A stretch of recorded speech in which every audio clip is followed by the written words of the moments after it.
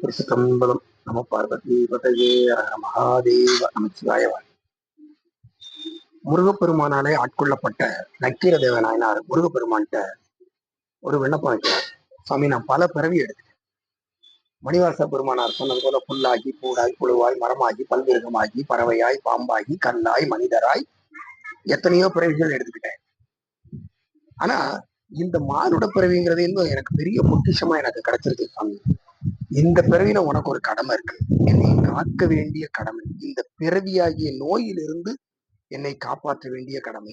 இந்த பிறவியாகிய பெருங்கடலில் இருந்து என்னை மீட்க வேண்டிய கடமை உனக்கு இருக்கிறது. தவறீராத ஐயா.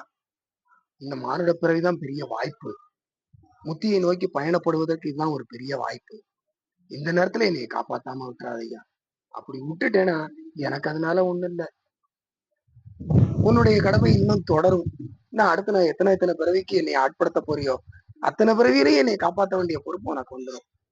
ஆகையினால இந்த மானுட பிறவிதான் நீ காப்பாற்றுவதற்கு சரியான தருணம்.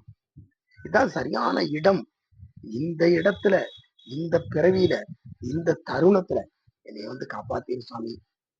காக்க கடவியை நீ காவாதிருந்த கால் ஆர்க்கு பரமா மர்முகவா பூக்கும் கடம்பா முருகா கதிர்வேலா நல்ல இடங்கான் இறங்காய் என்று பெருமானுடைய திருவடியிலே வணங்குகின்றார். அவருடைய திருவடியை ஒத்தி நாமும் வணங்கி நல்வாழ்வு பெறுவோம். திருச்சிதம்பரம். நம பார்வதி பதையே அரஹர மகாதேவ. சிவாய வாழ்க.